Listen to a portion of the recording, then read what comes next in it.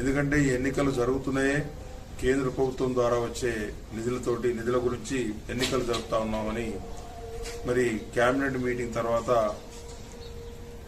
గౌరవ మంత్రి పొంగులేటి శ్రీనివాసరెడ్డి గారి విలేకరుల సమావేశంలో స్వయంగా చెప్పడం జరిగింది. 3,000 కోట్ల రూపాయల నిధులు, 15వ ఆర్థిక సంఘం నిధులు కేంద్ర ప్రభుత్వం నుంచి రావాల్సి ఉంది. ఆ గ్రామ పంచాయతీ పాలక వర్గాలు లేకపోవడం వల్ల నిధులు ఆగిపోయినాయి.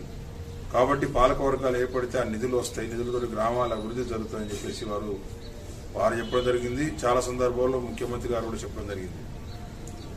మరి కేంద్ర ప్రభుత్వం నిధులు ఇస్తున్నప్పుడు గ్రామాల అభివృద్ధికి గత 2 సంవత్సరాలుగా కాంగ్రెస్ పార్టీ అధికారంలోకి వచ్చిన రోజు నుంచి ఈ రోజు వరకు కూడా ఒక నయా పైసా రూపాయి నిధులు కూడా మరి గ్రామాలకు విడుదల చేసిన పరిస్థితి లేదు.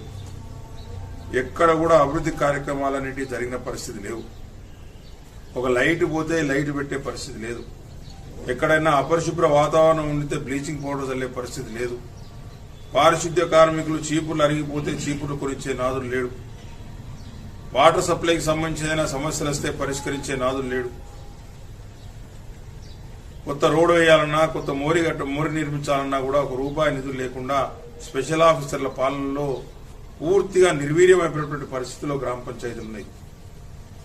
మరి ఈరోజు ఆ 3,000 కోట్ల రూపాయల నిధులు వస్తే గ్రామ పంచాయతీలు కొంత ఆర్థికంగా వెసులుబాటు కావడంతో పాటు ఏదైనా అభివృద్ధి కార్యక్రమాలు చేసే అవకాశం ఉంది.